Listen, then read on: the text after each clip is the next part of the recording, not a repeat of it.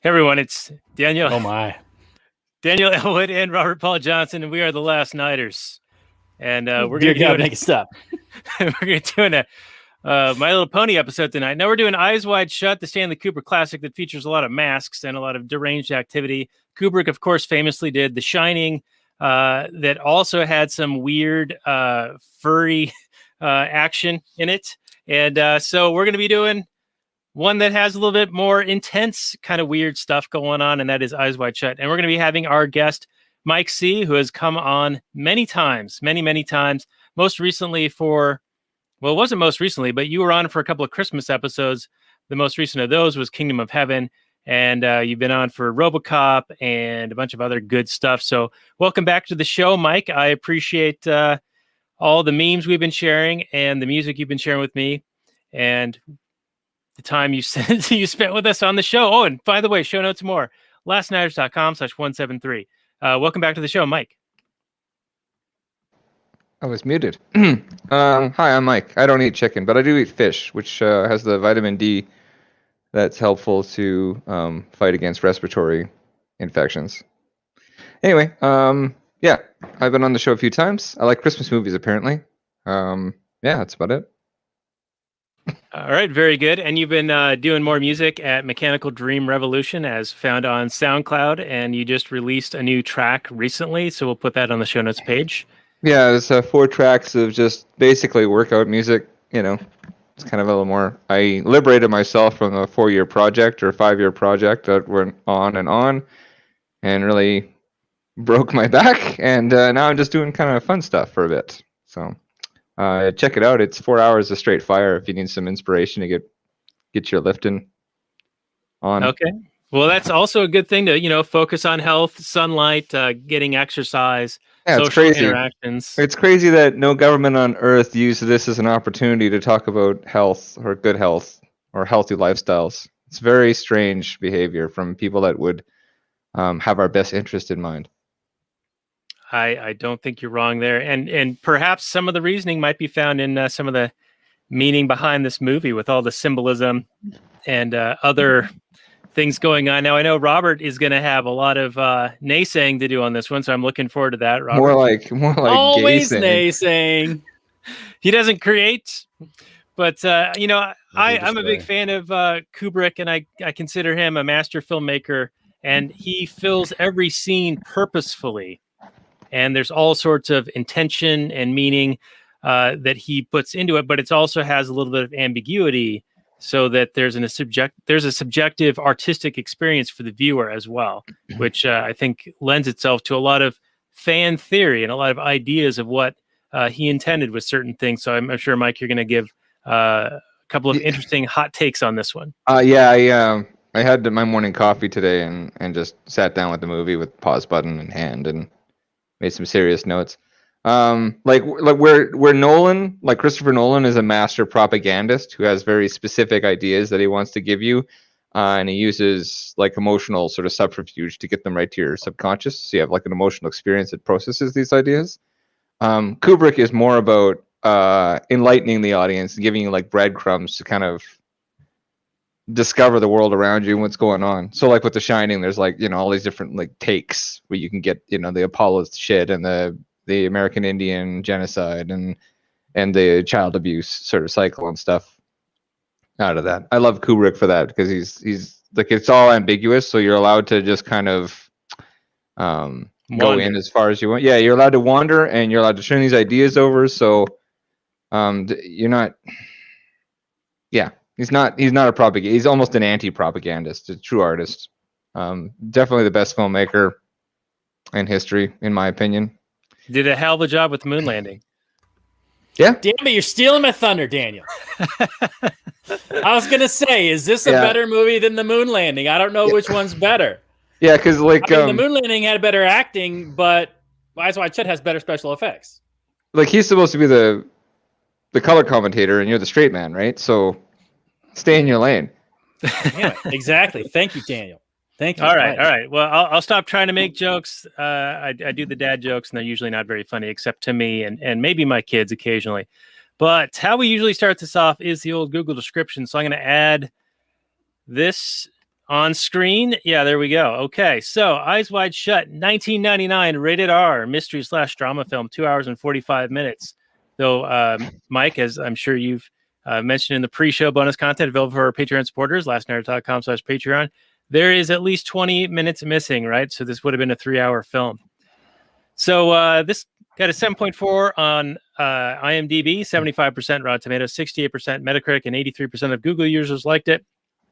The description reads, after Dr. Bill Harford's wife, Alice, admits to having sexual fantasies about a man she met, Bill becomes obsessed with having a sexual encounter. He discovers an underground sexual group and attends one of their meetings and quickly discovers that he is in over his head. That's quite the description. July 16, 1999 was the release date. Kubrick, of course, is the director. Has a lot of classical type music in it and stars Tom Cruise and Nicole Kidman and Sidney Pollack. And then also the guy Todd Field, who plays Nick Nightingale. Apparently he became quite the director himself, doing a movie called In the Bedroom, which I have not seen, but have read is very, very good. Robert, let's go to you for your opening take. Okay, so Eyes Wide Shut, a movie I had never seen before prior to this viewing. I was expecting more. I was expecting some really racy stuff. Instead, what I got was a pretty coherent fish out of water / mystery movie about a doctor that has a wild night. It plays out fairly interestingly. I mean, we're given kind of these breadcrumbs of what might be happening. And then ultimately it's just him hanging out with a bunch of people that like to have this weirdo kinky sex. I know Mike's going to have all kinds of interesting weird takes on this, saying that it's about more, that there's all this meaning and symbolism and this and that. I didn't see any of that. Now, obviously, it's my first viewing. Maybe Mike's going to point out some genius thing, and then I'm going to have to go back and look at it and go, oh, my goodness, I can't believe how blind I am, because Mike is just going to just throw the illuminating knowledge on me. There's like 200 hours of like YouTube analysis and people just waxing about all manner of shit. I heard I've also seen. I recently watched a video about a guy talking about how Jaws is essentially an allegory for capitalism, and that was just purely like an indictment, I guess. An indictment against capitalism. Yeah. Yeah. That makes sense. Yeah, and that sounds like something Spielberg would put in his like greatest like blockbusters. Is his beginning of becoming a great Spielberg director made that in the movie when eyes he of was like everyone? 23 years old or something like that. Yeah, well, I mean, I'd He sell was out at 23 if struggling I to get could a have. If I movie could go made. back and sell it at 23. Certainly, if I was like part of some group of people that all took care of each other and told each other what messages to stay on board with, like I would definitely not step out of line if. Well, I mean, I would, but you know, a lot of people wouldn't. I'd like to think that I would. It's a whole lot of people giving other people way too much credit. I can't imagine. You can project onto people your own ideas of what something is about, but Yeah, as it's called art. the art, yeah, I understand that, Michael.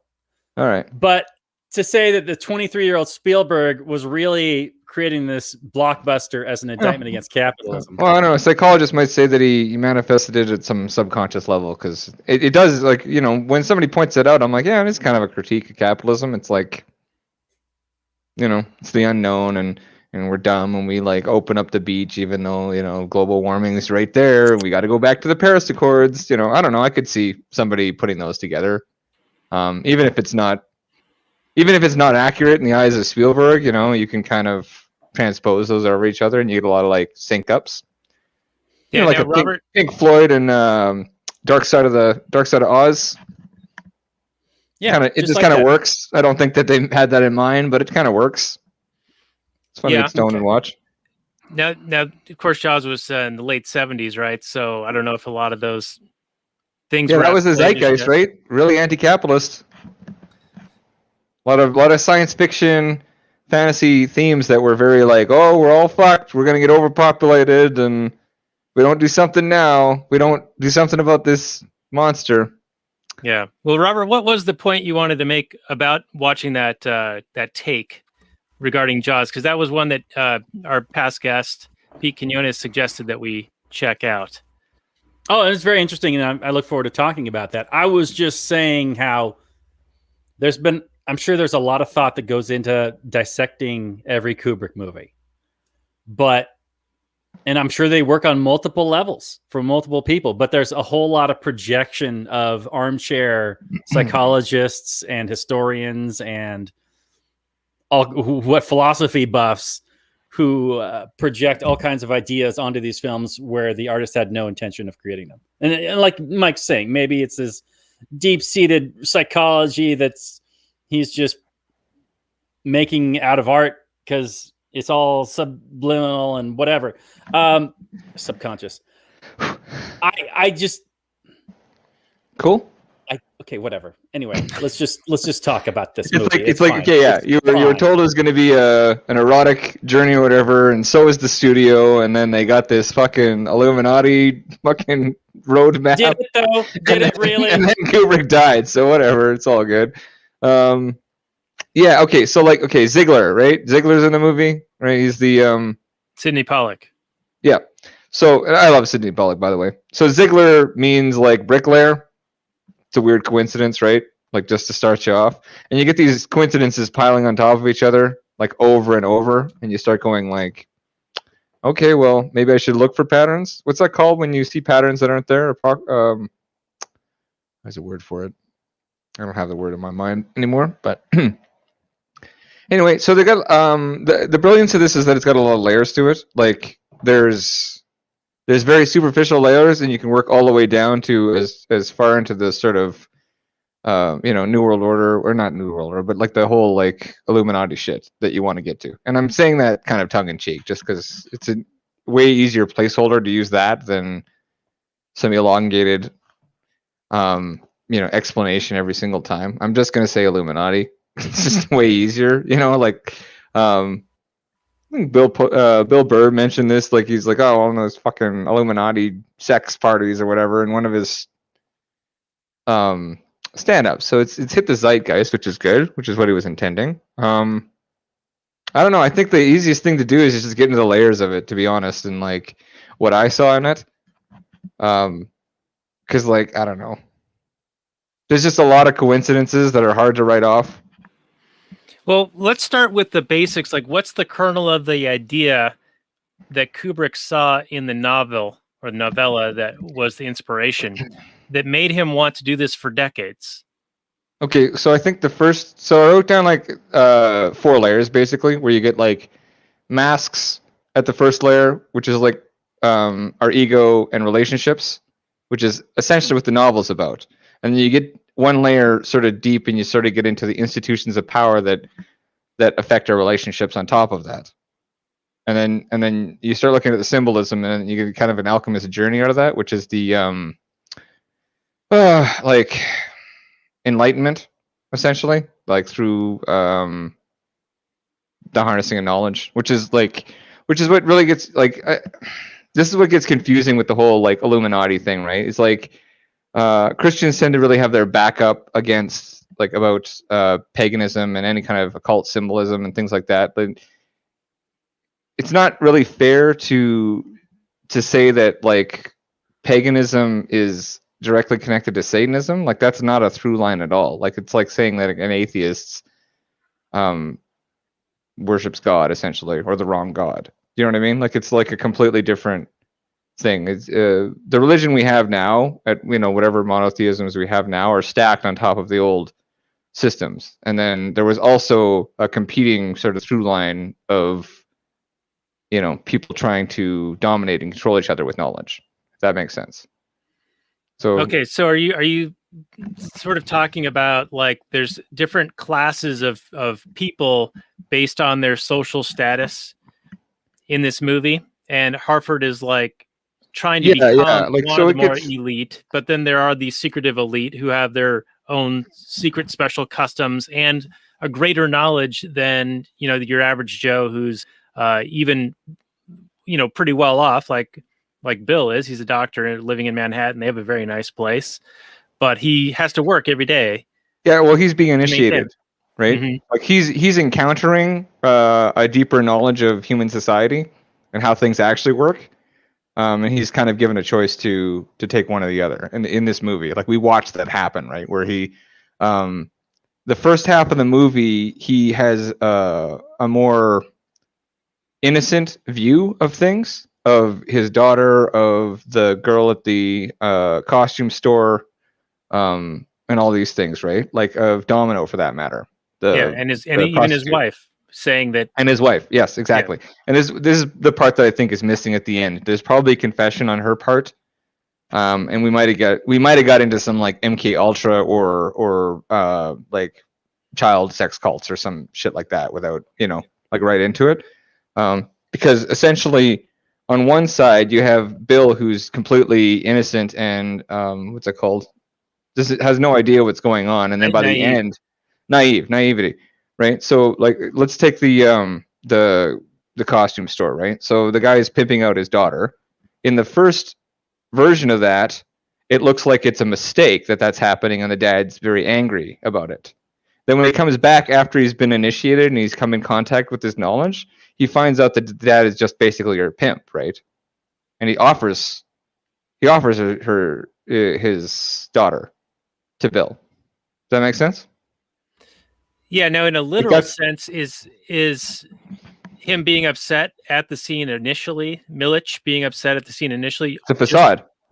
But it's for show. It's because Bill's there and he's not initiated. Yes, that's the surface world that we live in, right? That's the masks that we wear, right? And then we know that these institutions of power affect our lives, but we don't realize how deep these the roots go into our psychology and our lives. Like banks in finance, I mean, that's a huge one, right? With libertarianism, centralized banking. But even if you look at like, okay, what I write down here, institutions that protect us versus institutions that like exploit us, essentially, right? So you have like, because I'm married is something you can say to somebody, and say like, I'm in a contract right now, this protects me from losing myself to a sea of debauchery, right? That's like one institution. It's a contract.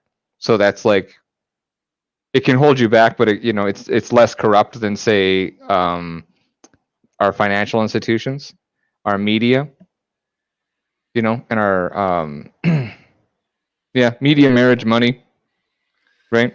And then we have like on the other side, you have the commodification of the human sexual experience now with like Tinder and Bumble and Hinge and all that shit, right? Like if you analyze the way those things interact with people, they're horrific and fraudulent, right?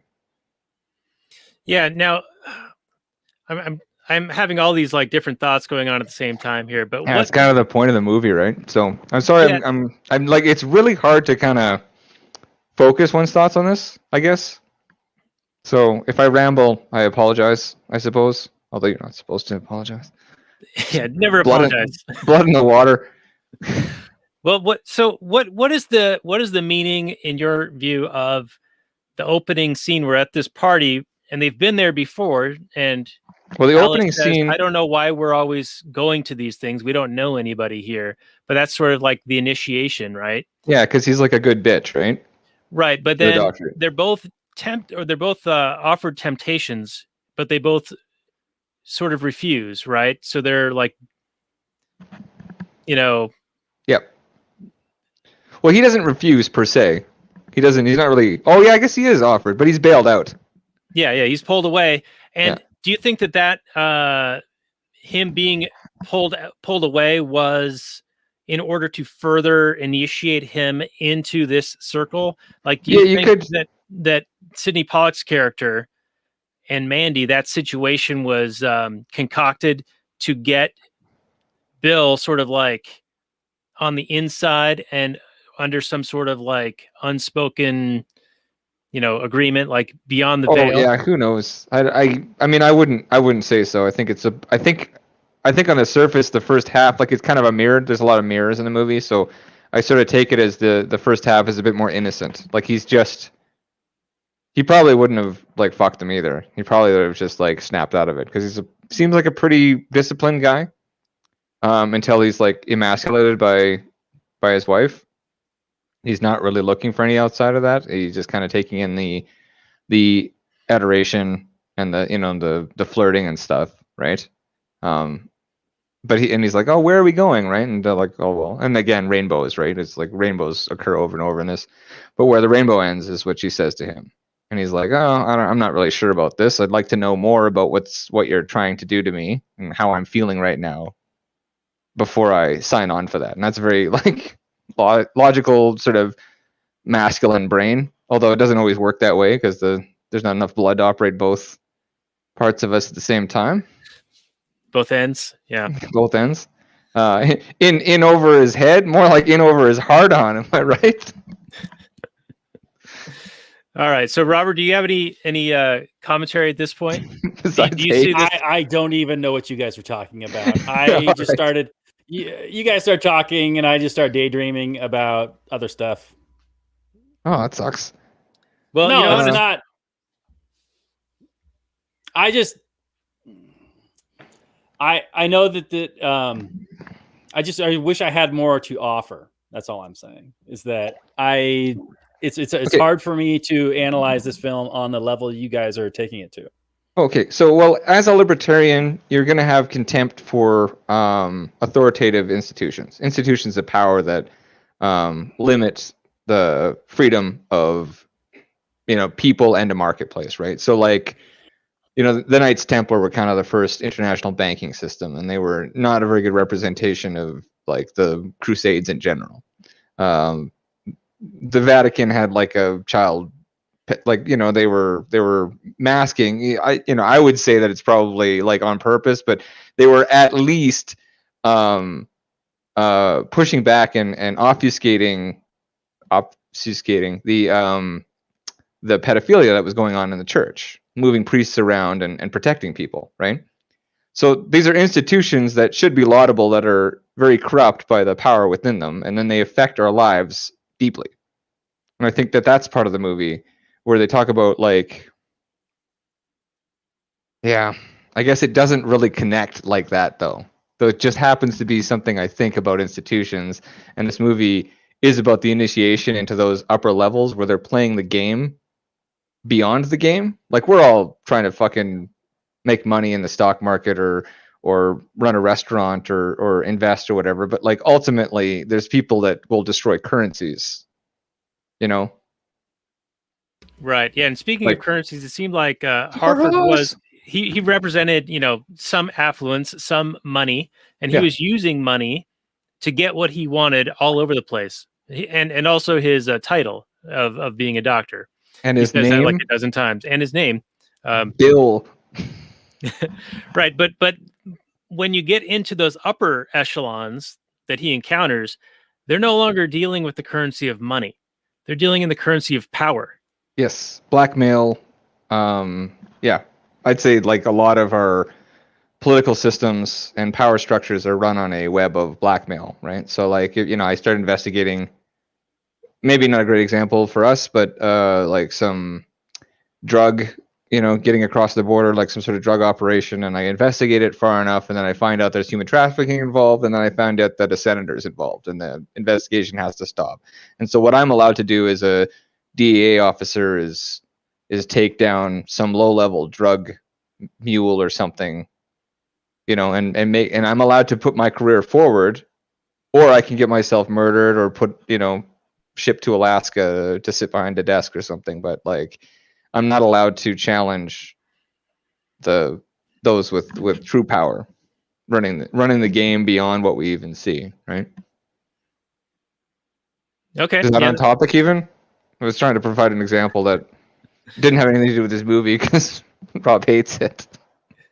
No, but I could see the parallels, like those who attend that that secret society party. Sidney Pollack's character even says to Tom Cruise, like, if I told you who those people were, you would be scared, like it would make you worried. And he was surprisingly courageous or stupid, really, to go to a big. But I guess 1999. That's like they hadn't seen Eyes Wide Shut because they were in the movie itself, so. Well, what did you guys take of the big fake show, supposedly, that was all about? Is the movie saying that those people were just there to have a good time and they're not really going to hurt anybody, and it's all to protect themselves from exposure? Yeah, I thought the dramatics were like ridiculous and fanciful to a large extent.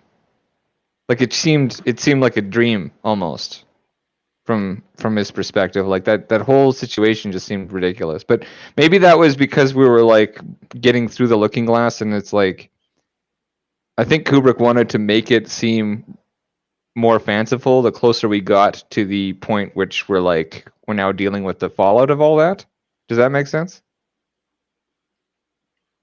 I'm not sure how that relates to Robert's question. Okay, so my take on that is that it happened, but like our perception as viewers and through the eyes of Bill is that it was very fanciful and ridiculous in a lot of ways. Like the drama of that, the melodrama was preposterous, right? Like it just seemed a bit heightened. Even within the context of what we were watching, it seemed like it had really gone up a notch with the whole "I'll sacrifice myself." But I think the idea with that is that we're still in the innocence, and we're still we're seeing it melodramatically because it is from the uninitiated position. We're just getting to this gateway. Makes sense? No, not helping. Are you guys saying that Bill, the whole is these elite people actually trying to initiate Bill into their society, and not he blunders his way into it? Both simultaneously, because it's a allegorical. So to me, this movie is about Bill encountering these sort of thresholds and not being able to go back.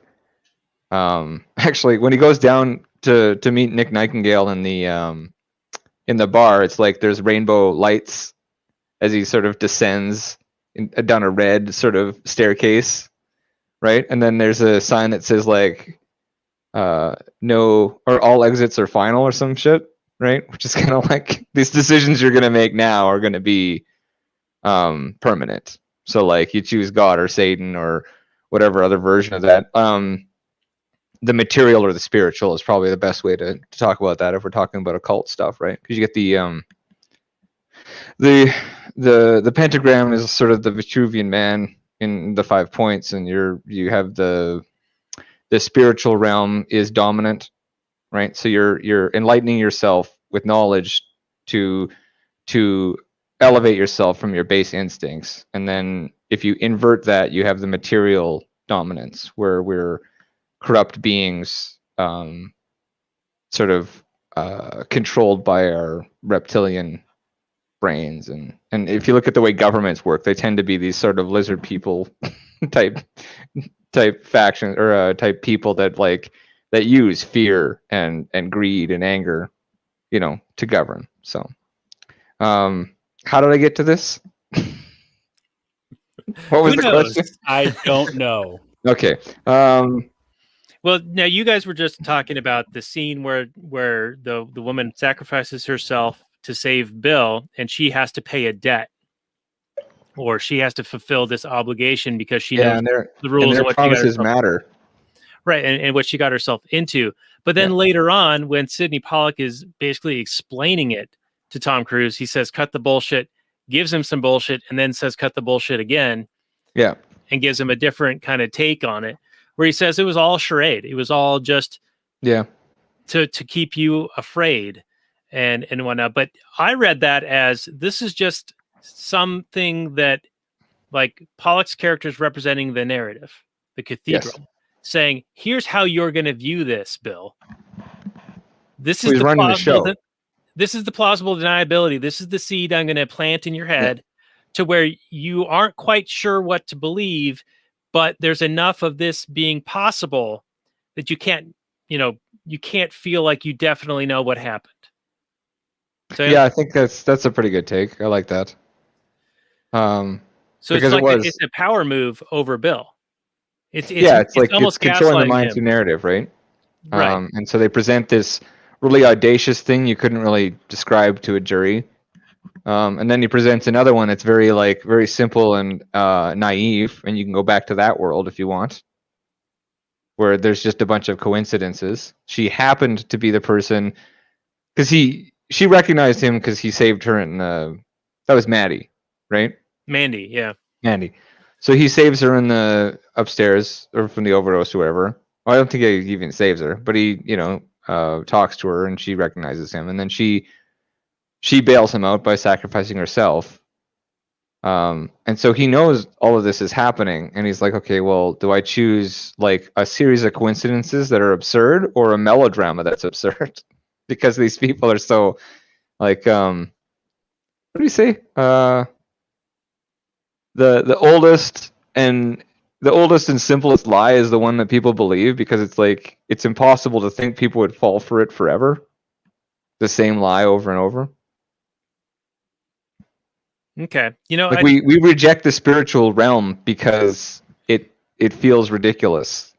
And we're told to like reject all of these feelings that we have that sort of urge us towards a more natural balance over our base instincts. Okay. All right. And then early on in the film, it's established that Bill is a very logical thinker. And so yes. He's very male too, right? Yeah. So when he's sort of in this dreamscape and seeing all this weird shit, and then Sidney Pollack's character sort of gives him a rational thing to lean on, he knows that he'll grasp at that. Yeah, like he's given him an out essentially, right? So this is the choice he has to make at that point. Okay, because another way to look at this movie is this is a series of almost something happening, but nothing ever really happening. No, it's almost like they take they make a bunch of restrictions and then they ebb them back and then they put them forward again and everyone's all like, oh, do we storm the fucking Capitol now? Oh, is today the day? Okay, let's just focus on our business or whatever and try, right? Like, I don't know, it's interesting how you rule people with I mean, you do with the Iron Fist comes out now and then, like you do pound down people like and hard, but it's more this sort of velvet glove approach of like being very delicate with the minds of your subjects and fooling them, fraud, right? So I find it interesting that particular group at that party, like their promises matter a lot. Their contracts matter. Our contracts at this level are only as good as the goodwill between the people, right? It's not enforced by any authority. Like, if we do bad business, you have to sue. It's if you're too poor to fucking make that work, it's not really going to be resolved very well. People cheat on each other all the time, So it's interesting that like this movie says, I think at least it says this, that the people that run your life have contracts that matter a lot to them and the other person, and there's probably an authority that is that you can't even conceive of, like making sure that happens, making sure that status is maintained, which is our slow march towards oppression. So these people have their shit together, It hasn't been so slow lately. I mean, there's been other tyrannies. There was the Soviet Union, that was pretty rough. China has been going on for a long time. So, I mean, here it's a relatively new idea. Took a good 300 years to sort of chip away at. And what's funny is it's not the law, right? Because again, it's just a piece of paper. Like that doesn't fucking matter. What matters is the spirit of the people, and like whether or not they're like especially with this lockdown, it's like it's not the rat on the face from like 1984 where they're making you afraid. They're giving you the one thing you need, the one thing that you can't live without. They're letting you do that if you behave.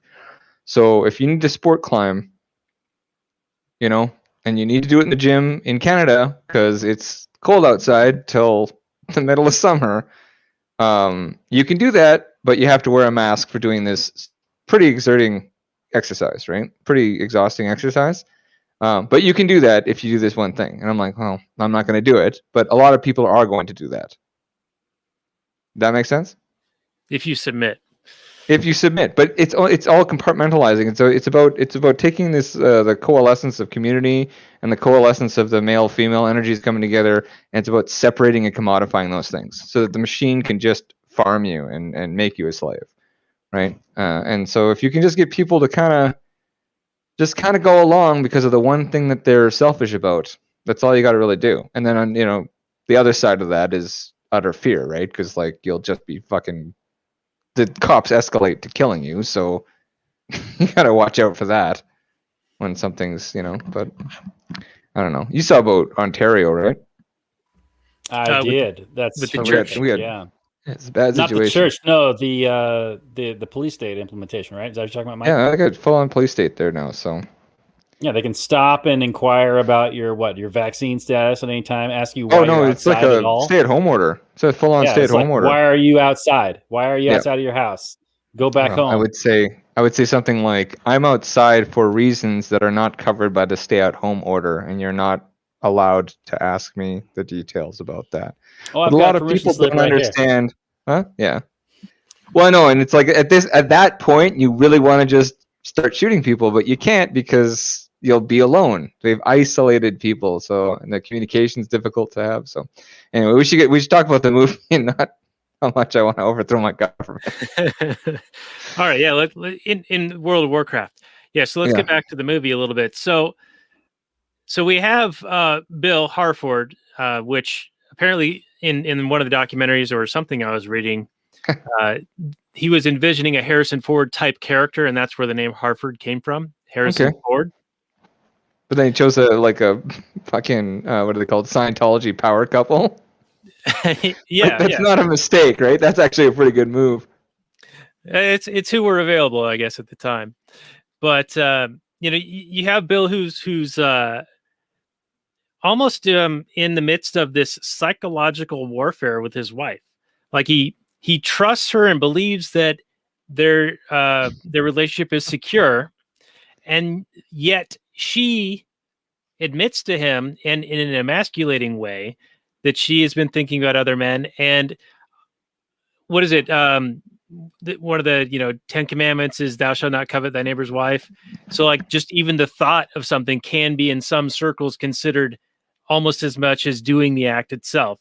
So yeah, what I like about this way, her thinking about cheating on him with another man is almost as bad to him as her actually doing it, and he's tormented by this.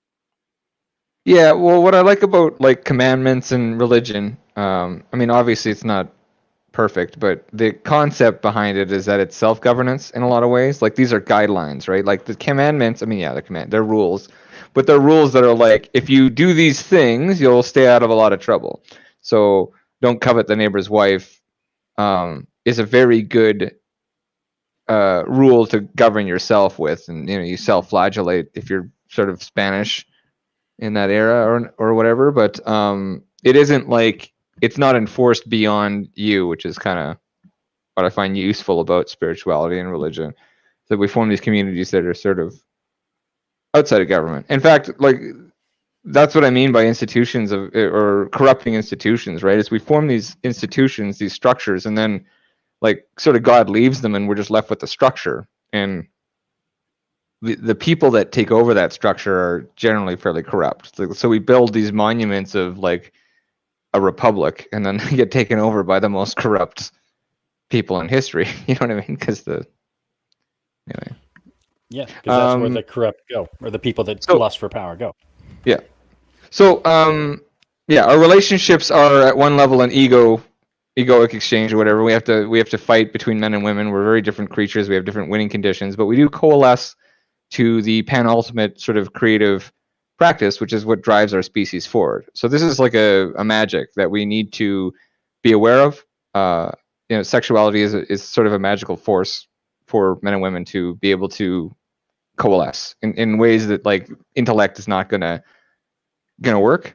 And that relationship is corrupted heavily by institutions of power that drive us into gender roles that we may or may not like. like gender roles exist at a natural level, but the state or any governing force tends to take laudable or natural qualities or traits and then leverage those and commodify them, if that makes sense. So like patriotism or wanting to defend your family, they get you to enlist and then go fight across the ocean in a war that you don't need to be participating in. Well, that would be otherwise laudable quality for a man to want to be strong and brave, and they take that and they use it to make profit and resources, you know. So when it comes to gender roles, it's like the men just become money and the women just become sexual objects within a society that's corrupted. And this movie is in a lot of ways about the grooming process for that. So like in the very first scene, Bill's looking for his wallet and Alice knows where it is. That's the first thing they say to each other. Right. And then where's my money? Oh, I know where your money is. It's by the bedside table. So are you saying? And then her first line is, "How do I look?" Yes. So we establish immediately what the roles for our gender are, and then we examine how those are like both a natural state for men and women, and that's not a bad thing, but how those natural trends or traits are exploited and commodified. And then we actually end up going down sort of a pedophilic grooming ritual with the 4 stages of like Helena, their daughter, to the girl at the costume store, to Domino, to Alice, who is ultimately grooming Helena in the second half of the movie, where she's talking about a math problem that is literally just there's 2 dudes with money, which one has more money? And Bill overhears that from the other room, right? After he's become sort of aware of what's going on around him more. I think there was a through thread of logic with what I just said there. I think I actually held it together that time. I'll have to rewind the tape and listen to that one. Make sure. Okay, basically, gender roles exist. Gender roles exist naturally. They're exacerbated by institutions of power. Those institutions corrupt us and our relationships and exploit us that way by separating us. Men become money, and women become sexual objects. And this movie is also about the grooming process of that. But from Bill's perspective, is the journey we're on. We are given the information, and he then crosses the sort of threshold to find out more about like the reality of where he's living. Okay, and visually, all of the women in this are redheads, right? So that's supposed to imply that there's sort of like different stages of the process. Well, there's also the implication of the red-headed whore of Babylon, right? In the Babylonian, in Revelation. Y'all need Jesus. You don't have to have Jesus in your heart, but you should read fucking the Bible because there's some really good stuff in it. Revelation, Babylon, is basically a one-world government state that is collapsing. It's where you get the whole 666 stuff, one world currency. All this stuff that the Christians go like, oh shit, this is happening, right? Like, because it kind of is. Right. Yeah, I've heard this many times. Yeah. Yes. So, from Babylon, you get Babylon, spelled Babalon, from the is it Crowley? Aleister Crowley? So the Book of Law, right, which is the sort of satanic or Luciferian Bible you get in like 1905 or whatever, right? It's coming up from that era, and you get kind of like their version or their perspective on these ideas, and they're all kind of pro those ideas, and like, hey, these are the good aspects of like going your own way and renouncing God and seeking only the material, you know. So that's another good read too, right? Because it'll give you a perspective on sort of how we got to Rules for Radicals over a 100-year period. Okay, I'm sorry. You're dumbfounded again. Okay, so what did I say? So Babylon, right? It's in the Boney M song sometimes. So you got the redheaded whore of Babylon, and you have the 4 stages. So they're all the same person, and they are the cycle of corruption for women, and how women becoming whores corrupt man's path of enlightenment, and make us seek only material instead of spiritual growth and a connection to God. Does that work? I think so. I think Okay. so. You going to allow it? All You right. didn't get that the way, I Rob. just You were feel not woefully interested in that unequipped. idea. I just feel so unequipped to have this conversation right now. I Fair don't know. enough. I watched a movie about a guy that went to some freaky sex night thing, and I mean, obviously, there's a Shots. whole lot going on in the world. And Okay, what if history. I made this one weird note? I noticed. I was like, I had this weird thought. I was watching the orgy scene for the third time today. Just kidding. I thought that it was shot pretty tastefully, to be honest. Like, they wanted to portray that there's a bunch of like just buck wild fucking going on. But they did like kind of a slow pan, and they kind of they hit as much as they could without detracting from the fact that it's this like debauchery. So you know what's going on, but it's yeah, not like you have a crack. very good idea what's going on, but they don't show you a lot of like. There's no penetration on. You know what I mean? Like, I don't know. I felt like he did as well as he could to convey exactly what he was trying to, without making it pornography.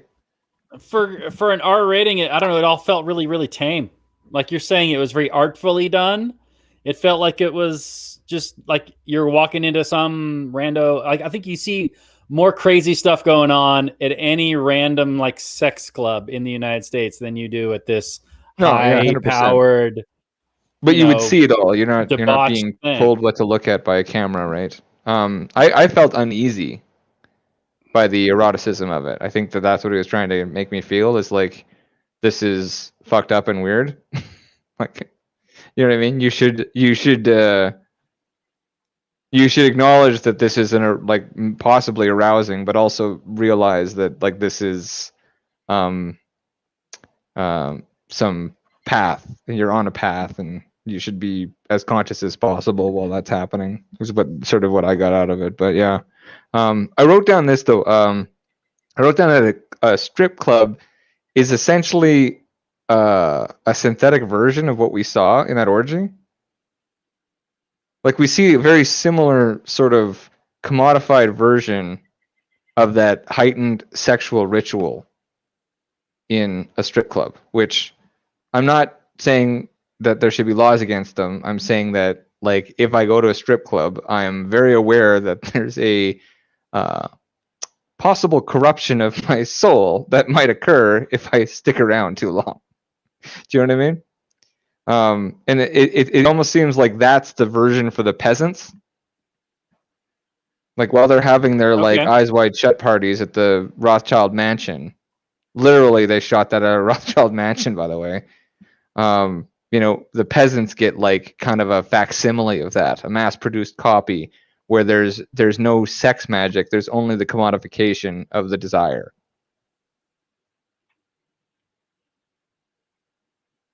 Like, sex is a life-affirming act, right? Like, you are empowered by that, even if you're doing it for bad because you're Illuminati or whatever.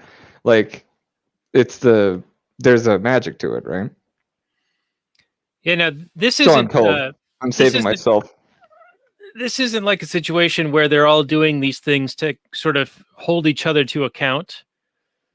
Like I've heard Alex Jones talk about some of the Bohemian Grove stuff, where they'll do things to each other to have dirt on each other, to hold each other in a pact of sorts.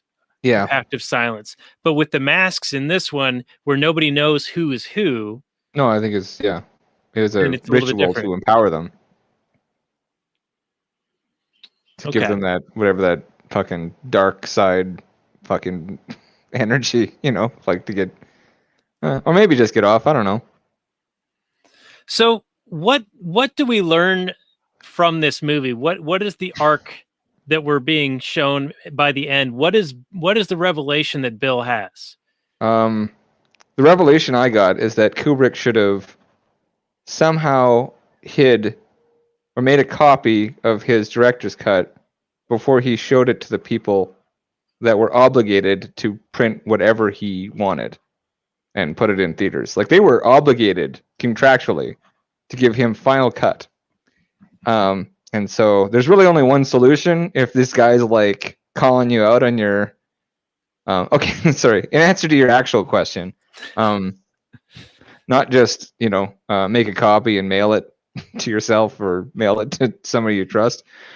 I get so you get the alchemist journey, right, which is the path of enlightenment. So you can with the knowledge that you have, you can learn to insulate yourself from the corruption, and you can seek to renew the strength in your relationship through honesty and connection like that. And sex is, you have to realize that it's a magical sort of act, and like and realize the power in it, and commit completely to that. That's like kind of almost the silver lining though to the darkness of the movie, which is the cycle of grooming us into gender roles that are horrific in nature. And I'm pretty sure what was cut was probably some mind control MK Ultra stuff, or literally the child grooming of like Helena. Because like, okay, so you get the 3 stages, right, with the whole mirroring, where you have like him as an innocent, and then him as seeing the world as it is. And you get like Helena, means shining light, of course, innocent to begin with, and at the end she's kind of given away.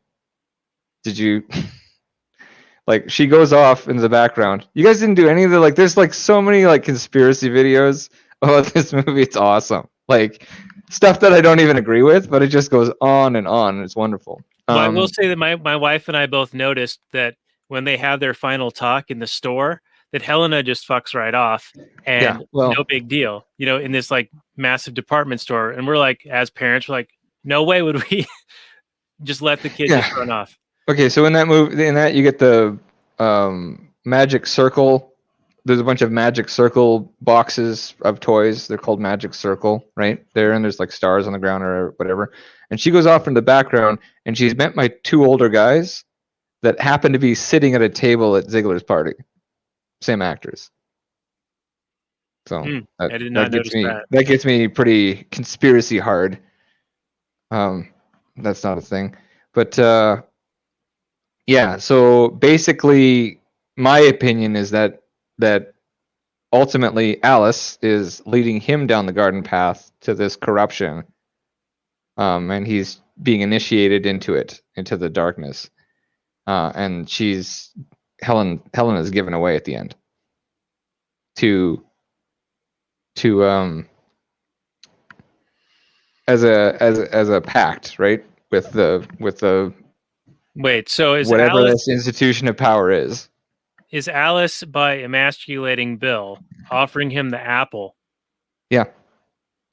And she's like laying in a garden later, and she's innocent in a dream, right? Like that's like the fall in the Bible, right? The Genesis.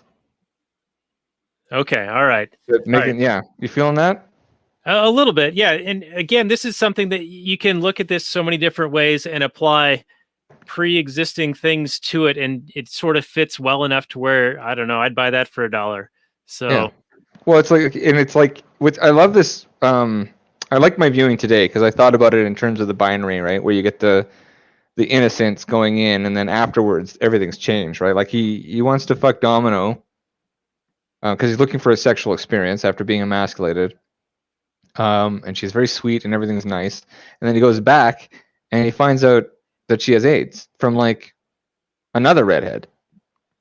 And it's interesting that she's like, she's safe and wonderful. And he just like lays himself. He's like, can you just make me feel like a man, please? Right? And then at the end he comes back and it's like she's got the worst thing ever. You can't have that, right? Like this is basically the they got my conspiracy hairs standing up at the back of my head too, with the whole like AIDS, like, if they got a cure, if it's even real or whatever. I'm sure it's real, by the way. I'm not suggesting it's not. I'm just saying I don't think that the people at that sex party are worried about AIDS. Do you know what I mean? Right. Yeah. Yeah. And there's also some ambiguity about who is that masked woman at the sex party who saves him. Was it Domino? Was it Mandy? Was it somebody else? And we don't discover until near the end that it was Mandy there, most likely. Um, I actually derailed you again. I'm really sorry about that. no, it's okay. I'm sure I had this most amazing point to make, but now it's gone.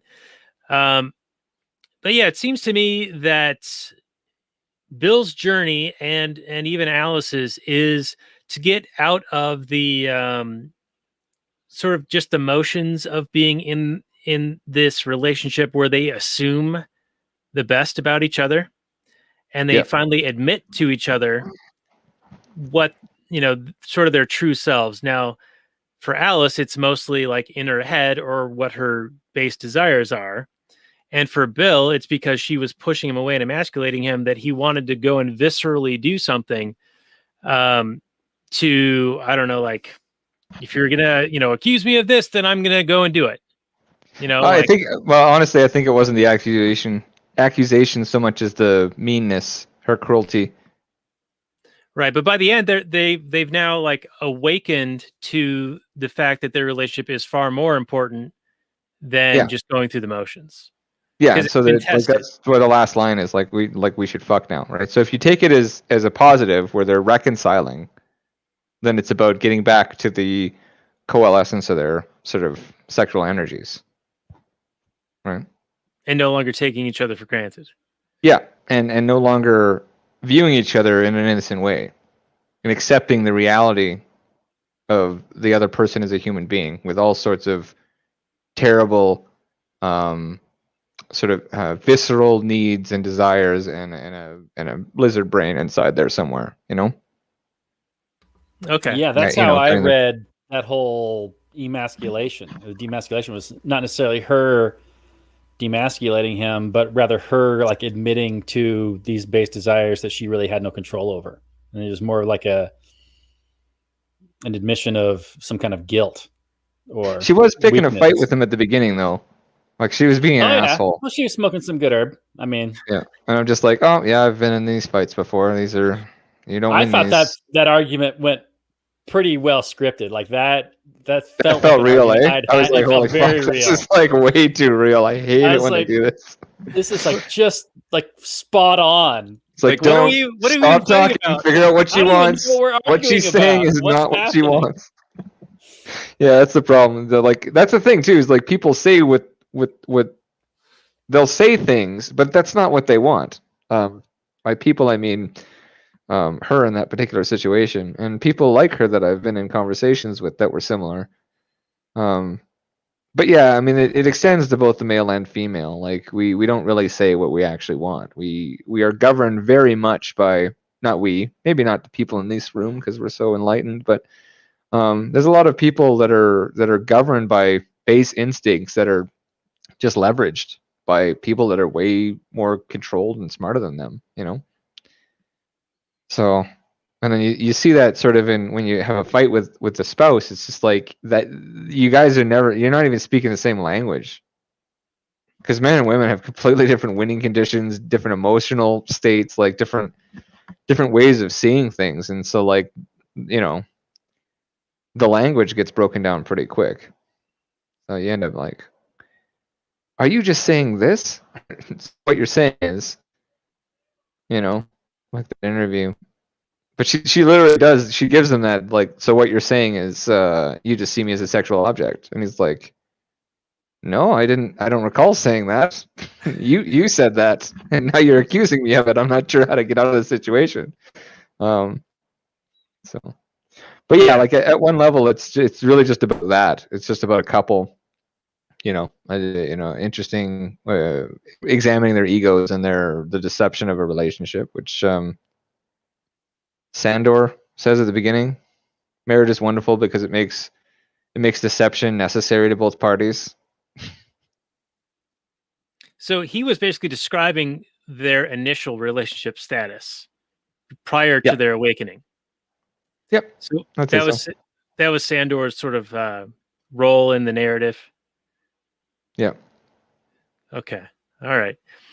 I'm sure there's, like you said, hundreds of hours of analytical content related to this movie on the YouTube. I did find a couple of things, and I tried to watch a few of them, but there's only so much There's a time in lot. the day.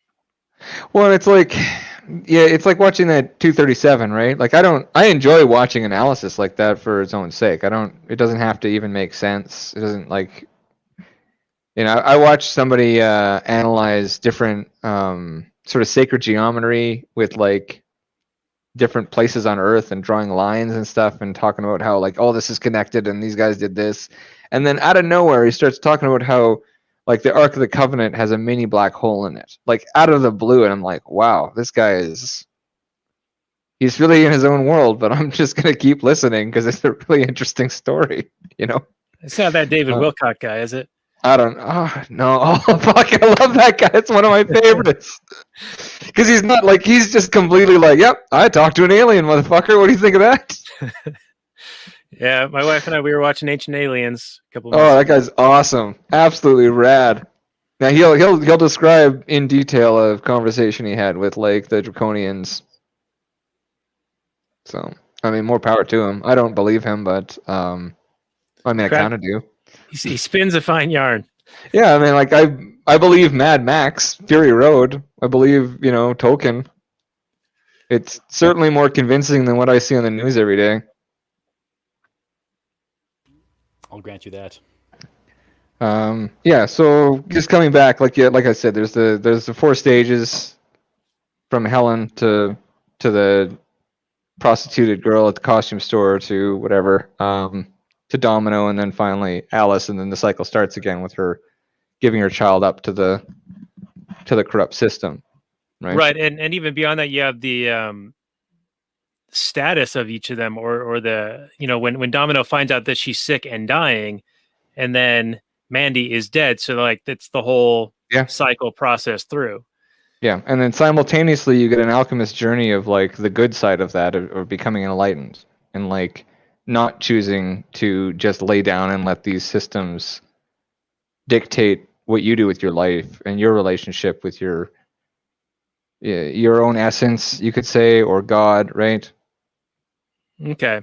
Well, we should probably wind this one down. So do you have any final notes that you want to bring up, Mike, or Robert? Do you have any points that have piqued your interest, or anything that you wanted to bring up? I'll save my comments for my final summary, sir. Thank you. I feel woefully inadequate in this episode, but it's all good. I love Mike, and I love all the things he brings. Awesome. Well, thank you. Yeah, this is just the Mike C carrying the episode. Well, I mean, you gave me a choice between this and I think like, I don't know, G.I. Joe the movie or something. I was like, I think I'll go with Kubrick's Swan Song. Do you want mine next? Yes. Is that the plan? All right. Well, we didn't cover rainbows, which is God's promise. It's the splitting of light into its components, so it's essentially like a representation of science as well. There's probably some 33rd degree angle shit that I haven't looked up, but I wouldn't be surprised if the whole masonry thing was connected to it. Where the rainbow ends, there's actually a shot in there where he used lens flare, like literally have a rainbow sort of curve into the pelvis area of the two players on screen, which I thought was interesting. But essentially, this idea of the rainbow, aside from being like the promise of not flooding us again, is the reaching up to the heavens, like trying to be more than just an animal. That's where man is sort of stuck, is trying to not be an animal and trying to, like, we can't be gods. We get fucked over every time we try to do that, but we can elevate ourselves from these base instincts, which I find is interesting. And a rainbow is formed by like light and water sort of together sometimes. So I was thinking about the firmament and all that biblical stuff, but I wouldn't want to get into that too much. But rainbows are like a huge part of the movie, and it's like chasing the rainbow is like kind of the corruptive side of it, and just sort of dissecting the rainbow and sort of like using it as a guidance is kind of maybe the good side of it, if that makes sense. I think that he's pretty abstract with it, so it probably sounds like I've just smoked a joint and I'm talking to another sophomore in college, but I just wanted to touch on the rainbows real quick. And like I said, the whole thing is about these sort of two divergent paths that a human can take to, succumb or overcome. I'll jump on that for just a little bit. So the rainbow thing, especially when Bill's talking to the two young models at the party and they want to take him to the end of the rainbow where there's the pot of gold. I think they make that joke. She means her vagina. Right. Or it also means because at that time, Bill is striving to be more wealthy and successful like those who are at the party. Which would give him more... more pots of gold. But that's not really what's going to make Bill happy. What's going to make Bill happy is finding the enlightenment in that symbology of the rainbow. So it's not making it all the way to the end. But that was kind of my take. And that's where I sat. But I'm like, I like the binaries. I like the non-binaries too. Don't come to my house and arrest me. But I like the binary nature of it and the possible sort of divergent paths of like good and evil. And I said this before about the whole machine that needs our creative energy, so it separates us into individuals and commodifies our sexual experience, our intellectual experience. Anything artistic is commodified and ground up, right? We don't really, So I like this idea of like the alchemist path is understanding this world and being able to not be dominated by these base instincts and the people that would leverage those versus those that would chase greed and base instincts and form cabals of evil that and then they find their place in this sort of hierarchy and just fuck over anybody that's beneath them. Okay. Sort of two possibilities there. And then he actually finds the gold by striving for the enlightenment. The treasure was our friendship all along. The friends we made along the way. All right. I think we're torturing this enough. So, Robert, why don't we go to you for your final summary and review? And sex of Fidelia. Okay, that's smart. I like that. So, why don't you give us how many passwords out of 10 for your rating that you'll give this? Okay, so Eyes Wide Shut. My review, I think it's going to sound real dumb. I'm obviously the odd man out on this episode. I heard all of what Dan and Mike were talking about, and I could see it from a certain perspective. You could see all this stuff in there, and more power to you. I'm certainly not afraid, or I do enjoy my own deep dives into things I find fascinating, of course. And if people find this particular piece of art fascinating, go on, dive right in and find all the meaning you can out of it. Absolutely. It's going to enrich your experience. Me as this first time Rube with his country hick eyeballs, I just saw a well done story about a guy that has kind of a weird night. It seems to me that this whole movie is much ado about nothing. Nothing really happens. Not a whole lot. Pretty much everything done seems to be done consensually. Maybe not with the daughter. We don't understand how old she is, but even then, the father pimping her out, the costume store guy, is obviously creepy at best. I didn't see any of the Bill and Alice giving up their own daughter.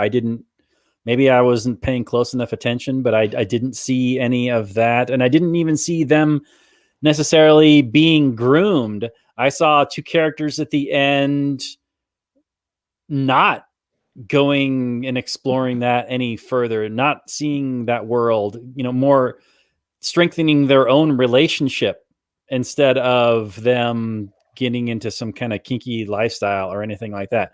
I know I'm examining this from a very base, dumb level, and I'm okay with that. This is fine. I'll leave it to the other expert guys to examine it on a more esoteric level. I did enjoy this film quite a bit. It's fairly well done in terms of just the storytelling, like the mystery of what's happening, and you can leave it up to, it's very ambiguous. So, you're going to see different things based on your own life experience and whether you think a character is telling the truth or not. There's no a whole lot of physical evidence presented that's going to prove one character to be a liar or not. So you're left up to your own understanding and your own reading and analysis of what's happening in the film. So that's a lot of fun. I could see why this movie is analyzed from infinite angles and explored on the internet for decades and decades, and I'm sure will be continued to do so. What was the rating system? I forget what it was. Out of 10, arbitrary thing. I was going with passwords because he asked for a second password when there actually was not a second password. So why not there be potentially 10 passwords? Okay. How many passwords out of 10?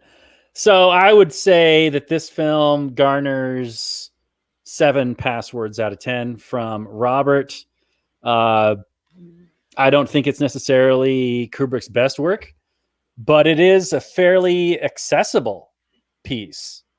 If you're just watching it on a Robert level, if you're watching it on any higher levels, it's I don't know, but it probably has that ability to be enjoyed by many different people. So take that for what I have to say. Anyway, right. Not the best Christmas movie of all time, but one of the better Christmas movies of all time. Okay, so it's behind Die Hard and It's a Wonderful Life. It's behind Wonderful Life, behind Die Hard. It's ahead of A Home Alone, and it's ahead of Gremlins. What about Elf? Yeah, it's ahead of Elf. Because Elf is it's got a few good jokes. What about Kingdom of Heaven? Does that take place during Christmas time? No. Well, I mean, I think the Crusades was just a long 100-year period of Christmas. So okay. Gotcha. All right, so 7 passwords on the Rube Robert scale. All right. That's right. Perfect. All right, so I guess I'll go, and then Mike will let you do the the best for last kind of thing. My kids always say best for last. So I am a big Kubrick fan, and there's always so much meaning packed into everything that he does, every scene, every framing of the camera with the sets and the colors and things in the foreground, things in the background, similarities, reflections, refractions, and all the rest. That this is the type of movie that I think you need to watch several times to try to tease out like different ideas and different explorations that you can kind of wander through. This is only the second time that I've seen this, and I still get the on its face, it's kind of a story about nothing really happening, a bunch of almost things happening, but at the last minute, that thing doesn't actually happen. And so when you watch it at that level, like it lacks the sort of emotional impact, especially at the end when Tom Cruise's character is crying to Alice, to Nicole Kidman's character. It's like, well, but he didn't do anything. He did all these almost things, and he's like admitting this to her and breaking down over it. But when you look at it on a little bit of a deeper level, and I tried to keep up with our guest Mike a little bit here, then I can see that there is more like going on psychologically within these characters and in this study of their interaction that goes beyond just what we're presented with this story that's almost a story about nothing. So with that, I'm going to give it a pretty good score. I'm going to go with 6.5 passwords out of 10. I don't think this is Kubrick's best work, but it is one worthy of watching, like I said several times, and have some ideas of what you're looking for in it, and I'm sure you'll find it, because that's kind of what he does. He makes it ambiguous enough to where you can kind of tease out and divine whatever theory you sort of have in mind and find those place markers to kind of make you think that you're on the right path. So that's my take, and we'll go over to you, Mike. Okay, yeah. If you don't think this is a 10 out of 10 film, then hashtag restore the Kubrick cut, I suppose. He presented it to the people that thought he was making a sexy movie with a power couple, and then a few days later he died mysteriously, which I find interesting. And some people say some stuff's missing, which might have maybe even ham-fisted it. Might have pushed this out of the sort of superficial to the sort of deep esoteric meaning. But I don't know. Well, that's exactly what I like about it, is that there's so many layers. You can watch it a few times. It doesn't preach to you. It just tells you, some ways of looking at the world, and the different sort of competing ideas in it are kind of wonderful. Out of 10, I'd say 19 for 19 iterations of a virus, and also that was her morgue chiller door was 19 above her, the Mandy character that was sacrificed. And it's also a very unlucky number for the Babylonians, which is that whole Revelations 666 one world government sort of narrative. So it's all a bunch of weird coincidence. So I say 19 out of 10. 9/11, Bush, Harambe. All right. So Mike's throwing a little symbolism at us here at the end here. Well, I appreciate that, Mike. Well, this was a fun conversation, and I hope you can stick around for a little bit longer for the Kathleen Turner Overdrive, which is this the special time that we give to the Patreon supporters. So go to lastnighters.com/Patreon for that, everyone. And Robert, we're going to be doing something that I threatened you with a couple of months back, and it's ridiculous. It's dad joke level, but we're coming up on the month of May, and so it's that time. It's time for the May-trix. We're going to be doing the 4 different iterations of the May-trix. So each week, until our conditions are met, we're doing the May-trix next week with Jeremiah Martin of Reel on Reels podcast, another movie podcast. And then after that, we're going to be doing Reloaded. And then the week after that, Revolutions. And the final week will be the AniMatrix, which is a bunch of short stories. And each guest that we'll have on will get their take on the original Matrix, of course, as well. And we'll try to tease out some things we can talk about with the new one, the reboot that is forthcoming at some point in the near future. Well, that's a whole lot of content. Hopefully, you'll be able to stick with us. Hopefully, we'll have different things to say each time. It's a complex film with a lot of deep meaning. I'm surprised Mike isn't one of our guests scheduled for that, but it should be fun. Yeah, it should be fun. And we're also going to be doing a couple of specials. There's going to be a Cinco de Mayo special in there with Desperado, with the guy from Peddling Fiction, and also a Memorial Day episode with a combat veteran. And that one will be Jarhead. So we got a bunch of content coming up. And we've even threatened our friend Pat McFarlane of Liberty Weekly to do a May the 4th episode talking about Star Wars and where we are in the trilogy in real life. Like, are we at Empire?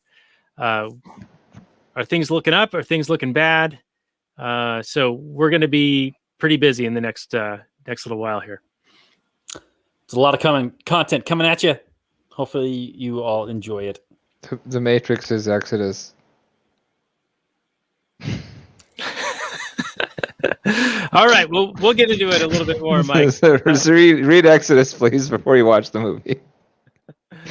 I will not do that, Mike. All right. Well, at least look up Nebuchadnezzar and Zion, then. Anyway, you're good. Robert can do that. All right. Well, anyway, everyone, that's what we're going to be doing next week. Check out the show notes and more for this one at lastnerds.com/173, and I'll have links to Mike's musical escapades that he does at Mechanical Dream Revolution. It's really good stuff. I am his top fan, or whatever the nomenclature is on the SoundCloud. But if I were a stockholder, I would have the majority voting rights. I think that's pretty much how it goes, right, Mike? Yeah, pretty much. All right. Well, thank you guys very much, and we'll be seeing you next week with the Matrix for Matrix. And with that, we'll say goodnight from last night, everyone. Peace out.